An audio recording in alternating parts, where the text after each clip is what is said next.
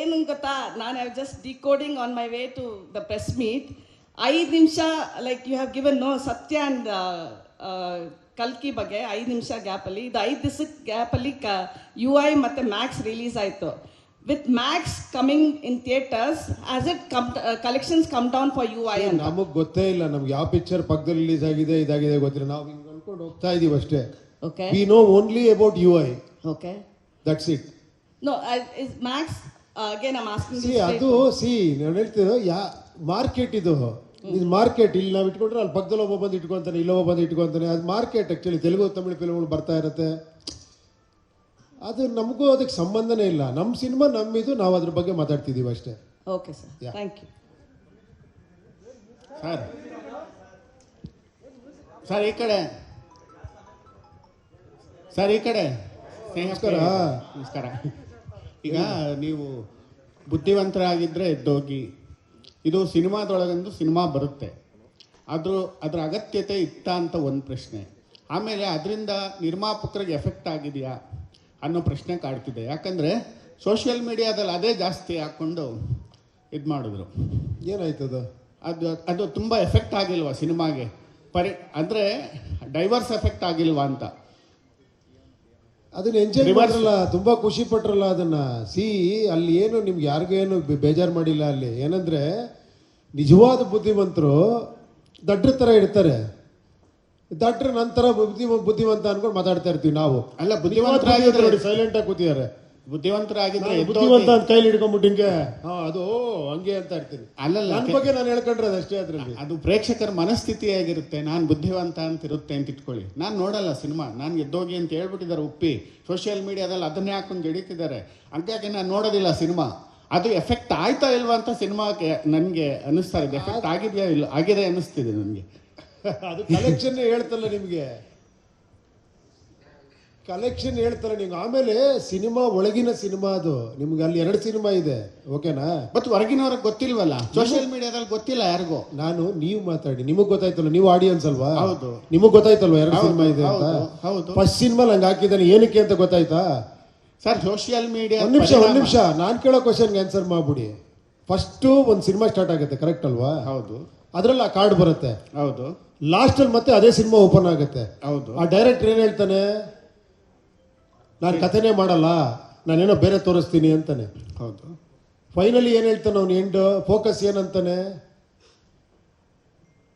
Focus ನೀವು last ಅಲ್ಲಿ ನೋಡಿಲ್ಲ ಅಂದ್ರೆ ಅವರು, ಕರೆಕ್ಟ್ ಅಲ್ವಾ? ಹೌದು. ಅವ್ನು ಡೈರೆಕ್ಟ್ರೆ ನಾನೇ ನಿನ್ ಕತೆ ಹೇಳಲ್ಲ ಅಂತ ಹೇಳ್ತಾನೆ ಅವನು.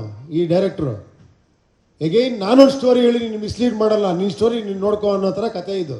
ಸರ್ ಫೋಕಸ್ ಮಾಡೋದು, ಅದು ಫೋಕಸ್ ಆಗೋದು ಅದು ಪ್ರೇಕ್ಷಕನಿಗೆ ಬಿಟ್ಟಿದ್ದು. ಅದು ಅವ್ರವ್ರ ಗಮನ ಹೆಂಗಿರುತ್ತಾ, ಯಾರ್ಯಾರು ಇರುತ್ತಾ, ಅವ್ರು ಸ್ಟ್ರಾಂಗ್ ಎಷ್ಟಿರ್ತಾರೋ ಅಷ್ಟು. ಅದಕ್ಕೆ ಕೇಳಿ ಒಂದ್ ನಿಮಿಷ, ಅದಕ್ಕೆ ನಿಮ್ ಪರವಾಗಿ ನೀವು ಮಾತಾಡ್ಬೇಕು ಅಷ್ಟೇ ಈ ಸಿನಿಮಾದಲ್ಲಿ. ನಿಮ್ಗೆ ಅನಿಸ್ತು ಅಂತ? ಏನು ಗೊತ್ತಾ, ನಾನು I just decoding on my way to the press meet. 5 ನಿಮಿಷ like you have given no Satya and ಕಲ್ಕಿ ಬಗ್ಗೆ 5 ನಿಮಿಷ ಗ್ಯಾಪಲ್ಲಿ, ಇದು 5 ದಿವಸಕ್ಕೆ ಗ್ಯಾಪಲ್ಲಿ UI ಮತ್ತು ಮ್ಯಾಕ್ಸ್ ರಿಲೀಸ್ ಆಯಿತು. With Max coming in theatres as it collections come down for UI ಅಂತ. ನಮಗೆ ಗೊತ್ತೇ ಇಲ್ಲ ನಮ್ಗೆ ಯಾವ ಪಿಕ್ಚರ್ ಪಕ್ಕದಲ್ಲಿ ರಿಲೀಸ್ ಆಗಿದೆ ಇದಾಗಿದೆ ಗೊತ್ತಿಲ್ಲ. ನಾವು ಹಿಂಗೆ ಅನ್ಕೊಂಡು ಹೋಗ್ತಾ ಇದೀವಿ ಅಷ್ಟೇ. Okay, we know only about UI. Okay, that's it. No is Max again I am asking. ಅದು ನಾನು ಹೇಳ್ತಿದ್ದು ಮಾರ್ಕೆಟ್ ಇದು ಮಾರ್ಕೆಟ್. ಇಲ್ಲಿ ನಾವು ಇಟ್ಕೊಂಡ್ರೆ ಅಲ್ಲಿ ಪಕ್ಕದಲ್ಲಿ ಒಬ್ಬ ಬಂದು ಇಟ್ಕೊಂತಾನೆ, ಇಲ್ಲೊಬ್ಬ ಬಂದು ಇಟ್ಕೊಂತಾನೆ. ಅದು ಮಾರ್ಕೆಟ್ ಆ್ಯಕ್ಚುಲಿ. ತೆಲುಗು ತಮಿಳು ಫಿಲ್ಮ್ಗಳು ಬರ್ತಾ ಇರುತ್ತೆ. ಅದು ನಮಗೂ ಅದಕ್ಕೆ ಸಂಬಂಧನೇ ಇಲ್ಲ. ನಮ್ಮ ಸಿನಿಮಾ ನಮ್ಮಿದು, ನಾವು ಅದ್ರ ಬಗ್ಗೆ ಮಾತಾಡ್ತಿದ್ದೀವಿ ಅಷ್ಟೇ. Okay sir, thank you. Sir ಈ ಕಡೆ, ಸರ್ ಈ ಕಡೆ. ನಮಸ್ಕಾರ. ನಮಸ್ಕಾರ. ಈಗ ನೀವು ಬುದ್ಧಿವಂತರಾಗಿದ್ದರೆ ಎದ್ದೋಗಿ. ಇದು ಸಿನಿಮಾದೊಳಗೊಂದು ಸಿನಿಮಾ ಬರುತ್ತೆ, ಅದ್ರ ಅಗತ್ಯತೆ ಇತ್ತ ಅಂತ ಒಂದು ಪ್ರಶ್ನೆ. ಆಮೇಲೆ ಅದರಿಂದ ನಿರ್ಮಾಪಕರಿಗೆ ಎಫೆಕ್ಟ್ ಆಗಿದೆಯಾ ಅನ್ನೋ ಪ್ರಶ್ನೆ ಕಾಡ್ತಿದೆ. ಯಾಕಂದರೆ ಸೋಷಿಯಲ್ ಮೀಡಿಯಾದಲ್ಲಿ ಅದೇ ಜಾಸ್ತಿ ಹಾಕ್ಕೊಂಡು ಇದು ಮಾಡಿದ್ರು. ಏನಾಯ್ತದ? ಅದು ತುಂಬ ಎಫೆಕ್ಟ್ ಆಗಿಲ್ವಾ ಸಿನಿಮಾಗೆ? ಅಂದರೆ ಡೈವರ್ಸ್ ಎಫೆಕ್ಟ್ ಆಗಿಲ್ವಾ ಅಂತ. ಅದನ್ನ ಎಂಜಾಯ್ ಮಾಡಿರಲ್ಲ, ತುಂಬಾ ಖುಷಿ ಪಟ್ರಲ್ಲ ಅದನ್ನ.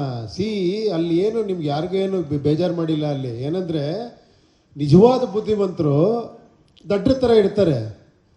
ದಟ್ರ ನಂತರ ಬುದ್ಧಿವಂತ ಅನ್ಕೊಂಡು ಮಾತಾಡ್ತಾ ಇರ್ತೀವಿ ನಾವು. ಅಲ್ಲ, ಬುದ್ಧಿವಂತರಾಗಿದ್ರೆ ನೋಡಿ ಸೈಲೆಂಟ್ ಆಗಿ ಕೂತಿದ್ದಾರೆ.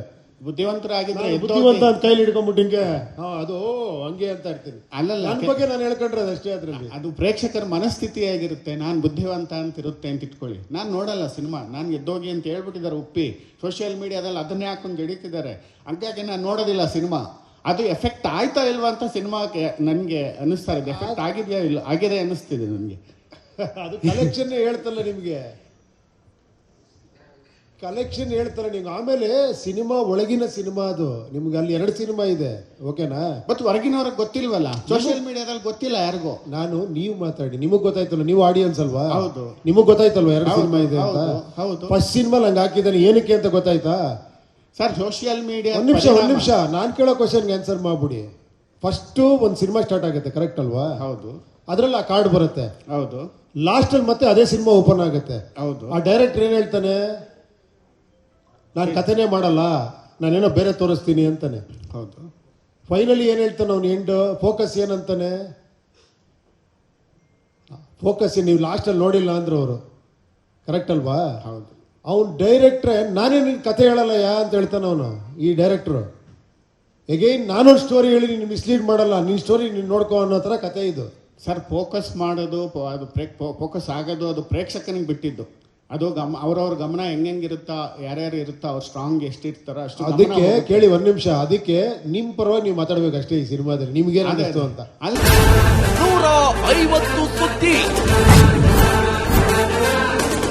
120 ಇಂಪ್ಯಾಕ್ಟ್. ಸೂಪರ್ 3 ಇಲ್ಲೇ ಡ್ರಾ, ಇಲ್ಲೇ ಬಹುಮಾನ. ಮಾಧ್ಯಮ ಇತಿಹಾಸದಲ್ಲೇ ಮೊದಲು ಪರಿಹಾರ ಪತ್ರಿಕೋದ್ಯಮ. ಜೀವನ ನಡೀತಾ ಇಲ್ಲ ಸರ್. ಗುಣಲಕ್ಷ್ಮಿನಿಲ್ಲ, ಪಿಂಚಣಿನಿಲ್ಲ, ಇದನ್ನೇ ಮಾಡಕ್ಕಾಗಿಲ್ಲ ಅಂತಂದ್ರೆ ಇನ್ನೇನ್ ಮಾಡ್ತೀರಿ ಬೇರೆ? ಏನ್ ಕಳಿಸಿ ಆ ಸಮಸ್ಯೆಯನ್ನು ಪರಿಹರಿಸಿಕೊಡಬಹುದು. ಒಬ್ಬ ಅಜ್ಜಿ, ಅವರು ವಿಕಲಚೇತನರು, ಯಾರತ್ರ ಹೇಳೋದು? ನಿಮ್ ಪ್ರಾಬ್ಲಮ್ ಏನಪ್ಪಾ ಅಂತ ಕೇಳೋದಕ್ಕೆ ಯಾರು ಇಲ್ವಲ್ಲ. ಆಗ ನಾವಿರ್ತೀವಿ. ನಾವಿರೋದೇ ನಿಮ್ಗಾಗಿ. ನಾನಿರುವವರೆಗೆ ಅವರು ಇರುವವರೆಗೆ 1000 ರೂಪಾಯಿ ತಿಂಗಳು ಆಗ್ತೀನಿ.